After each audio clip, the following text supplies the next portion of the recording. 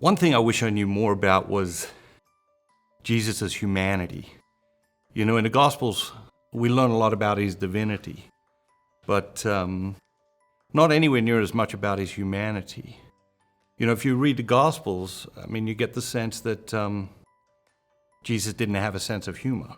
And yet I have to believe that Jesus walking down these dusty roads with the disciples, that there were some fabulous moments, and that Jesus probably had a fabulous sense of humor. He had obviously an acute sense of our humanity, and he was very, very concerned with our humanity. If you read the Gospels, one of the things that strikes me very powerfully is that Jesus almost never preaches to anybody before addressing some human need. You know, he was constantly healing people, making the blind see, making the lame walk, making the deaf hear.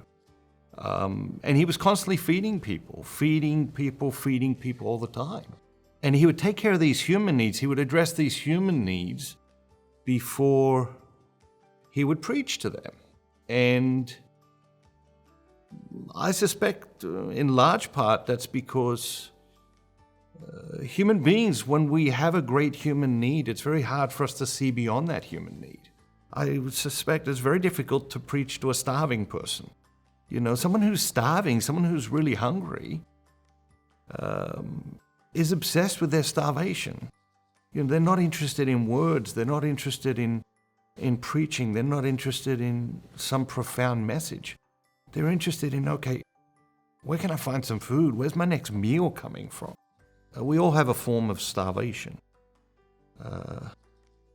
Your form of starvation, probably different to my form of starvation, different to our colleagues and friends and family's form of starvation. But Jesus wants to speak powerfully into that. Jesus wants to address that. Jesus wants to attend to that. And I think sometimes we overlook that. I think we overlook that in our own relationship with God. And I think we overlook that in our relationship with each other and in our relationship as Christian community. And so as we go into today, we ask ourselves, what great human need